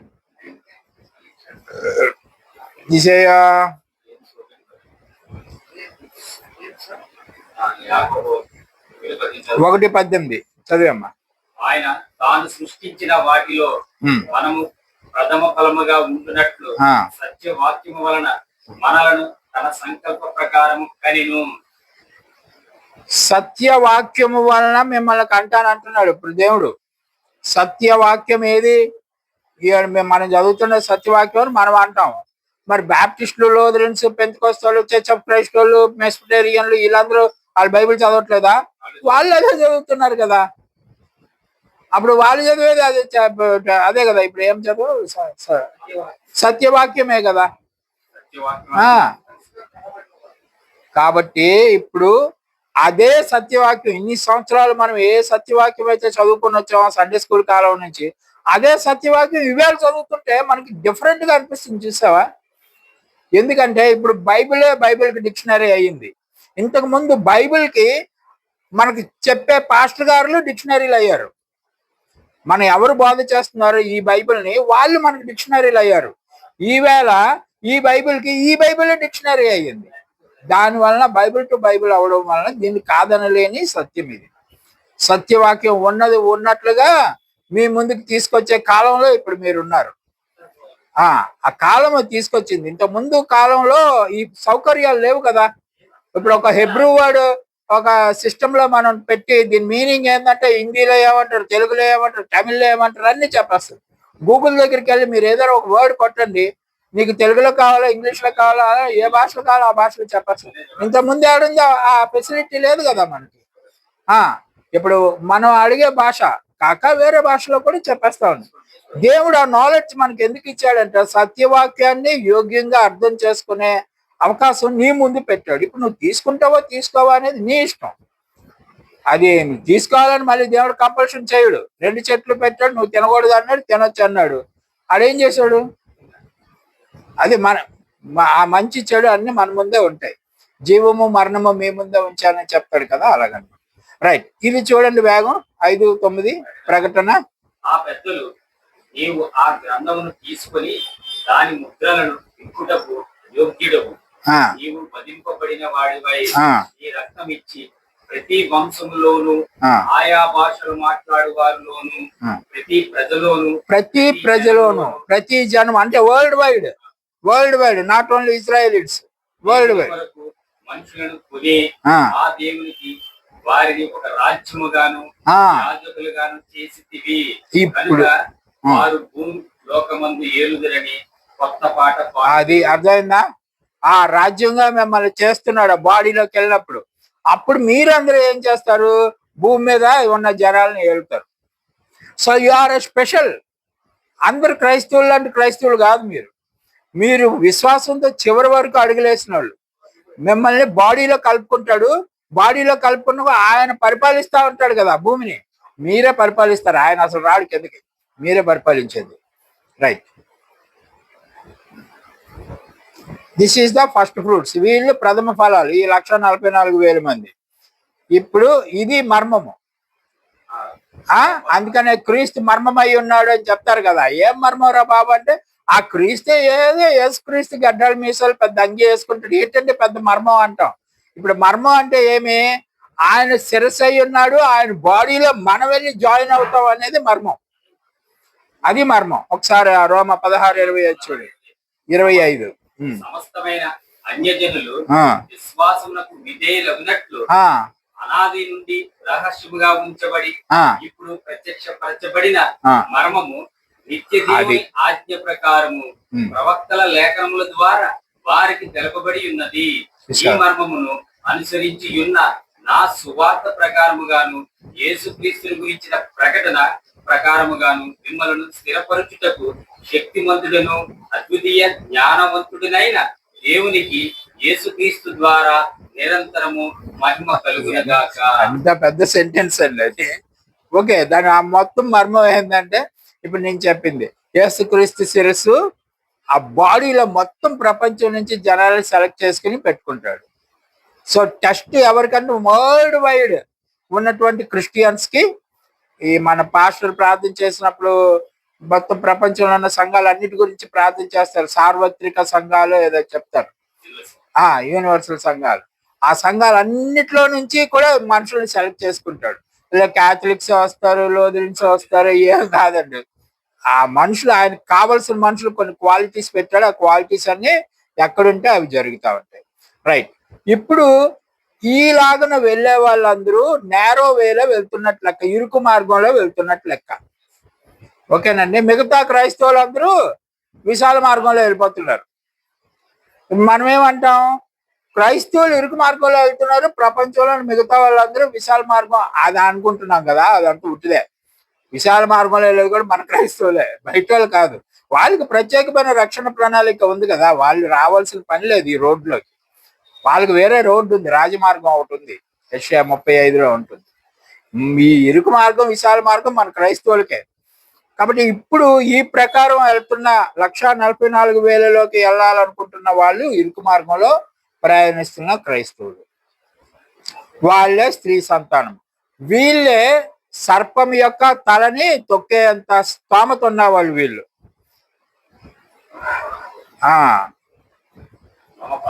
చదవండి 16:20 రోమ. ఏదండి? ఆది కన్నా అదండి, స్త్రీ సంతానం. వీరు కాలుతో తొక్కేస్తాడని చెప్పాడు కదా దేవుడు. అది అక్కర్లేదు. అది దేవుడు సాతానును మీ కాళ్ళ క్రింద శీఘ్రముగా చితక తొక్కించుచు మన ప్రభువైన యేసుక్రీస్తు కృప మీకు తోడై ఉండును గాక. మీ చేత సర్పాన్ని తొక్కిస్తాను అంటున్నాడు ఇక్కడ. మీ కాళ్ళ కింద. యాక్చువల్లీ ఎవరి కాళ్ళ కింద తొక్కుతుందని ఆది కాండంలో చెప్పారు? స్త్రీ సంతానము. అంటే అక్కడ ఎవరు మన దృష్టిలో రావాల్సింది? యేసుక్రీస్తు కదా. యేసుక్రీస్తు శిలువ మీద నుంచి పునరుద్ధానం అయ్యాడు కాబట్టి, ఆ సర్పం మరణాన్ని తీసుకొచ్చింది కాబట్టి దాన్ని తొక్కిశాడని మనం అక్కడ చదువుకున్నాం. అక్కడ అంటే లైన్ అదే ఉంటది, మన భావన అక్కడ అలా ఉంటుంది. ఇక్కడికి వచ్చేసరికి ఇప్పుడు మనందరినీ తీసుకెళ్లి క్రీస్తులో కలిపాడే లేదా? యేసుక్రీస్తు తొక్కుతున్నాడు యాక్చువల్ అక్కడ. ఇప్పుడు మీరెళ్ళి ఆ యేసుక్రీస్తు పాదం అయినోడు ఒకడు, యేసుక్రీస్తు చెయ్యి అయినోడు ఒకడు, యేసుక్రీస్తు వేలు అయినోడు ఒకడు.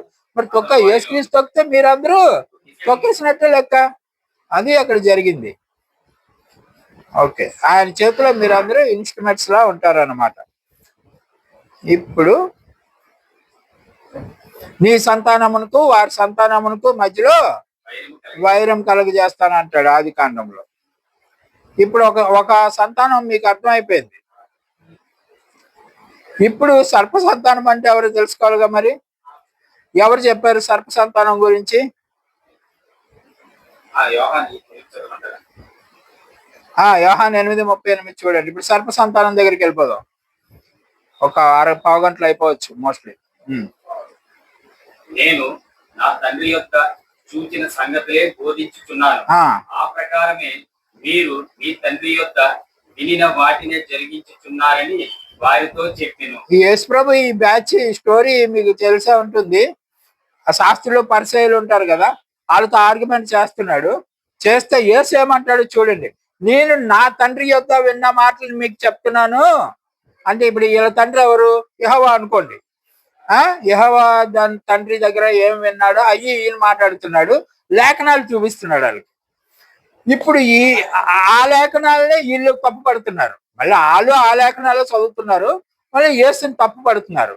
అప్పుడు ఈయన ఇంకొక మాట అన్నాడు, మీరు మీ తండ్రి మాటలు వింటుంది. మీ తండ్రి ఎవడు? మా తండ్రి యెహోవా. మీ తండ్రి ఎవడు? ఆడే కదా సైతావుడు. ఇప్పుడు వాళ్ళు వీళ్ళు కలిపి ఎక్కడున్నారు? ఉండండి సార్, మీకు ఆన్సర్ చెప్తాను. కాబట్టి ఇద్దరు ఒక దగ్గరే ఉన్నారు, గమనించండి. రైట్, ఇంకొక వాక్యం చూద్దాం. 41 చూడయ్యా, 8:41 యోహాను. మీరు మీ తండ్రి క్రియలే చేయుచున్నారని వారితో చెప్పాను.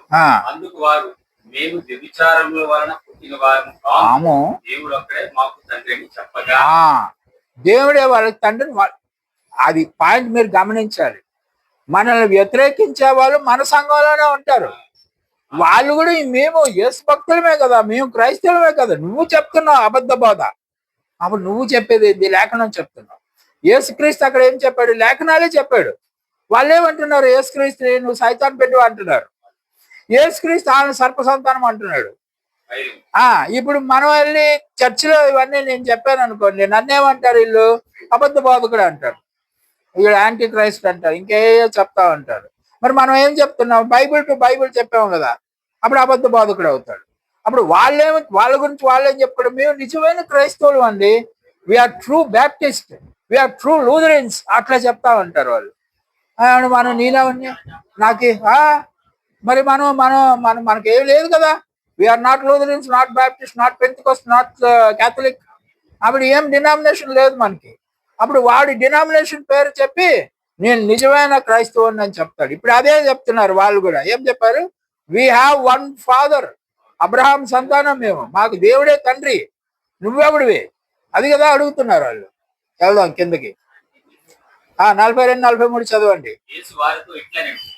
దేవుడు మీ తండ్రి అయిన ఎడల మీరు నన్ను ప్రేమింతురు. నేను దేవుని యొక్క నుండి బయలుదేరి వచ్చి ఉన్నాను, నా అంతటా నేను వచ్చి ఉండలేదు కదా, ఆయన నన్ను పంపెను కదా. నా మాటలు గ్రహించుకున్నారు, మీరు నా బోధ విననేరకుండా వలనే కదా. మీరు మీ తండ్రి యొక్క అపవాది సంబంధులు, మీ తండ్రి దురాశలు నెరవేర్చుకోరుచున్నారు కదా. అది నుండి వాడు నరహంతకుడై ఉండి సత్యమందు నిలిచేవాడు కాడు, సత్యమే లేదు.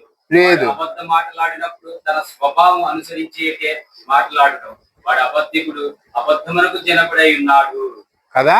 అబద్ధములకు జనకుడై ఉన్నాడు అంటే దాని ముందు ఎన్ని మాటలు అన్నాడు చూడు వాళ్ళని. ఒకసారి రిపీట్ చేయ బాబు. అబద్ధములకు నరహంతకుడు, వాడు సత్యమందు నిలిచిన వాడు కాడు. సత్యములో లేడు సత్యమే లేదు. లేదు వాడు అబద్ధ మాటలు మాట్లాడను, తన స్వభావం అనుసరించి ఆ. మాట్లాడును. వాడి క్యారెక్టర్ అది. అన్ని తప్పులే చెప్తాడు, అన్ని అబద్ధాలే మాట్లాడతాడు. దేవుడు అవునని వల్ల వీడు కాదంటా ఉంటాడు వాడు. అది అప్పుడు మనం ఎప్పుడైతే అవన్నీ చేస్తా ఉన్నామో మన తండ్రి ఎవడు ఇప్పుడు? అదే కదా యేసుక్రీస్తా. ఎవరు చెప్పారు? యేసుక్రీస్తు కాదు, అప్పుడు మన తండ్రి యేసుక్రీస్తు కాదు, యెహోవా కూడా కాదు, వీడే సర్పదో. ఇప్పుడు నువ్వు చదివినవన్నీ చేస్తున్నాను నేను. ఇప్పుడు నువ్వు చదివినవన్నీ నేను చేస్తున్నాను అనుకో, నా తండ్రి ఎవడు? సర్పం. వాడు అబద్ధములకు జనకుడు కదా వాడు. మొత్తం అబద్ధం లేకుండా జీవితం ప్రారంభం అవ్వలేదు. మరి అప్పుడు నేను మా నాన్న ఆడే కదా. అది జరిగింది. ఇప్పుడు నేను ఎక్కడున్నాను? దేవుని సంఘంలో ఉన్నాను. బయట లేను నేను, దేవుని సంఘంలో ఉన్నారు. సర్ప సంతానం అంతా సంఘంలోనే ఉంటారు. ఇద్దరు ఒక దగ్గరే ఉన్నారు. వాళ్ళు మనల్ని ఎప్పుడు డామినేట్ చేస్తూ ఉంటారు. ఇష్మాయేల్ సంతానం 12 మంది. అర్థమైందా? అప్పుడు ఇసాకు ఒకడే ఉన్నాడు ఇక్కడ. ఇష్మాయేల్ బ్యాచ్ కదా. ఇసాకు ఇష్మాయేల్ ఒక తరం వాళ్ళు. ఆయనకి 12 మంది పిల్లలు, ఈయనకేమో ఒకడే. అప్పుడు ప్రాబ్లం ఏంది? వాళ్ళని డామినేట్ చేస్తారు కదా. ఇప్పుడు కూడా 1,44,000 మంది బ్యాచ్ లోకి వెళ్ళే వాళ్ళు మీ సంఘంలో ఒకడో ఇద్దరు ఉంటారు. వాడు ఏదో సత్యం చెప్పబోతే మొత్తం సంఘం వాడి మీద తిరగబడుతుంది. యేసు ప్రభు అక్కడే కదా, అక్కడ పోరాటం చేసింది. అందరూ సంఘం అంతా ఏమంటారు దాన్ని, ఆ చర్చిని ఏమంటారు వాళ్ళు? సెనగోగ్ తెలుగులో చెప్పండి. సెనగోగ్ తెలుసు నాకు. సమాజ మందిరం. సమాజ మందిరం నుండే యూదులే ఉంటారు. ఇప్పుడు ఈయన అక్కడికే వెళ్ళాడు, అక్కడే చెప్తాడు. మొత్తం సమాజం అంతా తిరగబడుతుంది ఇతని మీద కదా. ఇప్పుడు యువర్ ఫాదర్ ఈజ్ డెవిల్ అయింది కదా. ఇప్పుడు వీళ్ళు చూడండి ఏమంటారు? Thus the Jews themselves became the seed of the serpent. యూదులే సర్ప సంతానం. అక్కడ యేసుక్రీస్తు ఉండినప్పుడు. ఓకేనండి, గబగబా వెళ్ళిపోదాం. యూదులే సర్ప సంతానం. యేసుక్రీస్తు head of the Christ, head of Jesus Christ. ఇప్పుడు యేసుక్రీస్తు స్త్రీ సంతానం. యేసుక్రీస్తుని అనుసరించే వాళ్ళు స్త్రీ సంతానం. ఇప్పుడు మాథ్యూ 27:23 నుంచి 25 వరకు అన్నాడు. వైర్ కదిలించేస్తున్నాడు చూడండి. అయ్యో వేషధారులైన శాస్త్రులారా, పరిసయ్యులారా, మీరు గిన్నెయు పల్లెమును వెలుపట శుద్ధి చేయదు, కానీ అవి లోపల దోపుతోను అజితేంద్రియ తత్వంతోను నిండి ఉన్నది. కాబట్టి వీళ్ళు అక్కడ ఉన్నారు. వీళ్ళు నాయకులు, సంఘానికి వీళ్ళే నాయకులు, సంఘాన్ని నడిపించేది వీళ్ళే సర్ప సంతానం. ఇప్పుడు సీడ్ ఆఫ్ ద ఉమెన్ అంటే మీకు తెలిసిపోయింది. చూడండి, బాడీ ఆఫ్ ద క్రైస్ట్ అంటే ఎవరు? ఇప్పుడు చూడండి, ఒక పారబుల్ చదువుతున్నాం. అదే ఉపమానం ఒకటి ఉంది. మాథ్యూ 13లో ఒక ఉపమానం ఉంది. గబగబా చూద్దాం. 24 నుంచి 13వ అధ్యాయం. తన పొలంలో మంచి విత్తనములు విత్తిన యొక్క మనిషిని పోలి ఉన్నది. పరలోక రాజ్యం విత్తనాలు మంచిగా నాటాడు. యేసు ప్రభు వారు మంచి విత్తనాలు నాటాడు మన సమాజంలో. ఓకే, మంచి అతని శత్రువు వచ్చి గోధుమల మధ్య పురుగులను విత్తిపోయాను. ఇప్పుడు అది సర్ప సంతానం. మొలకలు పెరిగి గింజ పెట్టినప్పుడు పురుగులు కూడా అగపడిను కదా. ముందు కనిపించలేదు. సో మొట్టమొదట మన ఫీల్డ్లోకి వచ్చిన వాళ్ళు, లేకపోతే మన చర్చిలోకి వచ్చిన వాళ్ళు, అంటే మన చర్చ్ కాదు, మన గ్రూప్లోకి వచ్చిన వాళ్ళు అందరూ మహాభక్తుల్లా కనిపిస్తారు. మంచి మాటలు మాట్లాడుతూ ఉంటారు. కొంచెం 4 రోజులు పోయిన తర్వాత వాడు అంతరంగం బయటకు వస్తూ ఉంటుంది. గోధుమలు తర్వాత తెలుస్తాయి. విత్తనాలు నాటిన వెంటనే అది దొంగ, ఏమది గురుగో గోధుమ ఏం కానీ తెలీదు. కొంచెం పెద్ద అయ్యాక వాడితో మనం కొద్ది రోజులు ప్రయాణం చేసినప్పుడు వాడు అంతరంగం ఏమిటో తెలుస్తుంది. అప్పుడు వాడు సర్ప సంతానమా స్త్రీ సంతానమా మనం ఫైండ్ అవుట్ చేయగలుగుతాం. అదే ఇప్పుడు జరిగింది. మన సంఘంలోనే సర్పం ఉంది, వాడి సంతానం ఉన్నారు. మనం ఐడెంటిటీ చేయడమే మనకి ప్రధానం ఐడెంటిటీ చేసి మనం జాగ్రత్తగా ఉండాలి. దుష్టులకు దూరంగా ఉండడం ఒకటో కీర్తన ఉంటుంది కదా, ఆ కీర్తన ప్రకారం వాళ్ళని మనమే సంఘం నుంచి వేలేసేయడానికి అవ్వదు, మనం వేలేసేస్తారు వాళ్ళందరూ. ఓకే, 38, 39. పొలము లోకము ఆ మంచి విత్తనములు రాజ్య సంబంధులు సంబంధులు. కాబట్టి గురుగులు దుష్ట సంబంధులు. ఇప్పుడు సర్ప సంతానము స్త్రీ సంతానము ఒక దగ్గరే ఉన్నారు, ఒక చర్చిలోనే ఉన్నారు. మనం ఐడెంటిఫై చేసుకుని మనల్ని మనం సపరేట్ చేసుకుంటూ ఉండాలి వారి నుంచి. కాబట్టి 2 క్లాసెస్ అక్కడే ఉన్నాయి.